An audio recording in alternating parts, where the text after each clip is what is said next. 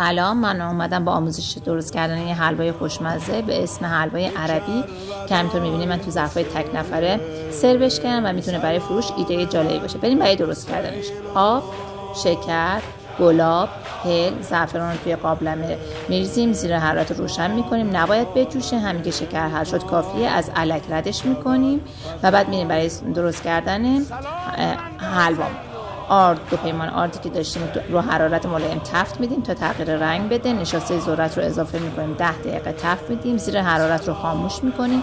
شیر خشک قنادی رو اضافه میکنیم، هم میزنیم و دوباره موادمون رو از الک رد میکنیم تا گلوله های شیر خشک توی موادمون باقی نمونه. بعد دوباره زیر حرارت رو روشن میکنیم، کره و روغن مایعی که داشتیم رو اضافه میکنیم و هم میزنیم. اول مایمون همینطوری که توی تصویر هم میبینید خمیر سفتیه، اما کم کم کره که حل بشه این حلوا شل میشه. بعدم سعی کنید اضافه کردن روغن مایع رو کم کم اضافه کنید که روغنش زیاد نشه.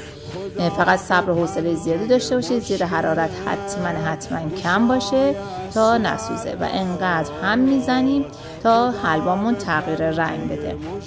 همینطوری که تو تصویر میبینین حلوا شل شد و شروع میکنه به جوشیدن. زیر حرارت فقط حتما کم باشه. همینطوری که میبینید تغییر رنگ داد. بعد میذاریم تا خنک بشه. خنک که شد، شربت خنک رو به آردی که تفت دادیم و خنک هست اضافه میکنیم و دوباره روی حرارت میذاریم و انقدر هم میذاریم تا به قوام بیاد. فقط من اینجا یه خورده سفت‌تر برداشتم. شما اگه مایل بودید میتونید یه خورده روان‌تر از اینی که توی تصویر میبینید زیر حرارت رو خاموش کنید و حلواتون رو بردارید. و بعد هم توی ظرفای تک نفره سروشون کردم.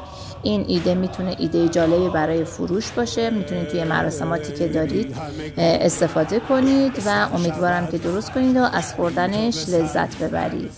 نمیشود داغ تو دارد این دلم جای دگر نمیشود. داغ تو دارد این دلم جای دگر نمیشود. خدا بلند و نموده است آن لوایی را.